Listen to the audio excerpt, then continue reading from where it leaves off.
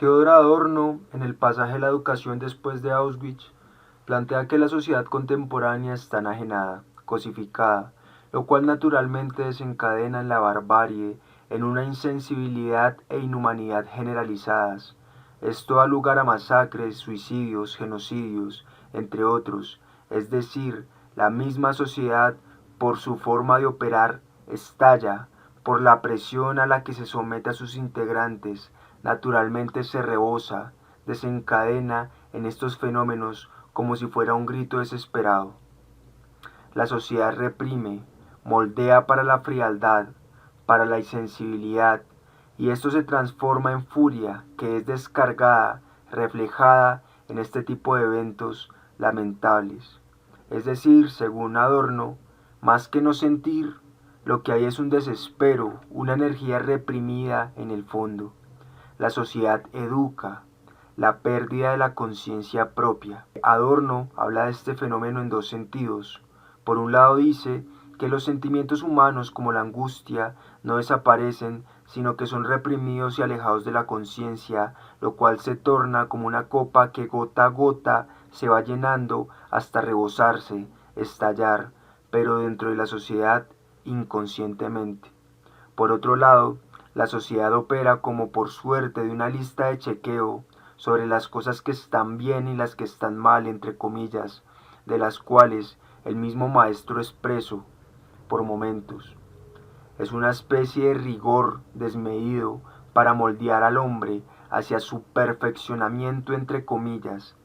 Este es llevado a cabo a través de leyes, de vigilancia, de castigo, de normatividad en torno a esa vida que debería llevarse, otra vez entre comillas. Sumado a ello, dice Adorno que el modo de operar de la sociedad para llevar a cabo esto es la colectivización, la masificación, en donde el hombre pierde de vista su propia subjetividad y se hace uno con las cosas, pierde el sentido del yo y del otro y el tacto para con la vida, lo cual, llegado el momento, estalla. Por esta razón es que Adorno dice que la civilización debe girar, debe ir hacia el sujeto, y ya que este fenómeno se produce porque en sí misma está objetivizada, cosificada, hay que cultivar en torno a la emoción y a la humanidad. Para este propósito, hace un llamado a la educación como única alternativa para devolver al hombre a su humanidad, a su conciencia, a su subjetividad. Deberá entonces la educación hacer el esfuerzo posible por llegar a la psicología del hombre, para torcer el destino, el estado de cosas, y para que no se repita hechos tan desafortunados como los de Auschwitz. Se deberá entonces construir a partir del sujeto, se deberá dejar ese vínculo vertical del que tiene la razón y el que no la tiene, esa pedagogía falsa, y por el contrario el sujeto deberá reconstruir desde sí mismo en torno a su propia identidad. Se deberá educar éticamente para ilustrar acerca de esto, para arrancarle las conciencias al estado de enajenamiento y hacerlas libres. Se deberá sensibilizar para la subjetividad y erradicarse esa pedagogía germánica que busca templar el carácter y enseñar por medio de la fuerza, dirigir la educación hacia un desenvolvimiento más suave y más humano.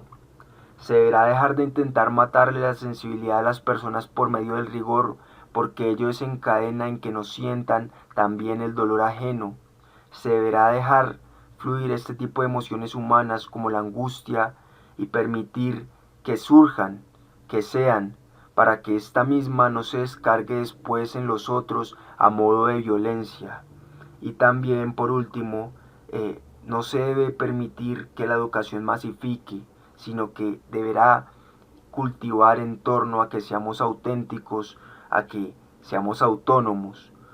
Es decir, se deberá hacer consciente al hombre de su situación, de la frialdad que corrompe su tiempo, de la sensibilidad que podría llegar a fraguarse, así como sus sentires profundos que naturalmente tenía antes de ser una máquina de la sociedad, y estos serían los propósitos de la educación en Teodoro Adorno. Ahora bien, una aplicación práctica que observo de esta teoría en el contexto colombiano, digamos de forma muy experimental, alejada de datos formales, es que la educación en Colombia suele ser muy tradicional y conservadora, además de religiosa. Suele predominar aquí un método germánico de enseñanza a través del cual el castigo suele ser un modo de operar, como lo es la suspensión en los colegios, el observador, las planas, el quitársele el recreo a los estudiantes en muchas instituciones por haber desacatado a las normas, el golpear a los niños en casa, el tener esta costumbre también de torturarlos psicológicamente. Y es bien sabido que el arte también es relegada por no cumplir con este formato de enseñanza. Las instituciones educativas no suelen hacer énfasis en materia de arte o de filosofía. Digamos que la sociedad colombiana busca tecnificar y asimismo moldear a los sujetos para que obtengan un rol dentro de la sociedad de tipo utilitarista, más que generarse dentro de las personas un sentir propio, un latir auténtico y autónomo. En este sentido, el arte es muy desvalorizada, quizá también la filosofía lo es, y son muy pocos los músicos, los pintores, los dibujantes, también los filósofos, y siempre se tiende a hacer énfasis en este modelo de disciplinamiento para pulir la conducta. Por ejemplo, hasta hace muy poco el servicio militar era obligatorio y todavía lo es, por lo menos psicológicamente, porque muchos de los papás le dicen a los hijos: a usted le falta prestar el servicio militar, a usted le falta agarrar carácter y disciplina, sin tomar en cuenta que el servicio militar tiende a insensibilizar a las personas, por ejemplo, a matarles este tipo de sentimientos profundos y humanos, como se puede ver en el caso del asesinato de Poseto. El asesino era un militar que constantemente a lo largo de su vida había sido reprimido. Es decir, que en definitiva, y para finalizar, necesitamos más arte, más sensibilidad, más profundidad, una educación más abierta en donde el sujeto tenga mayor importancia. Se necesita más música entre nuestra enseñanza, más profundidad, más imaginación, más inspiración y métodos más constructivistas y menos germánicos dentro de los modelos educativos.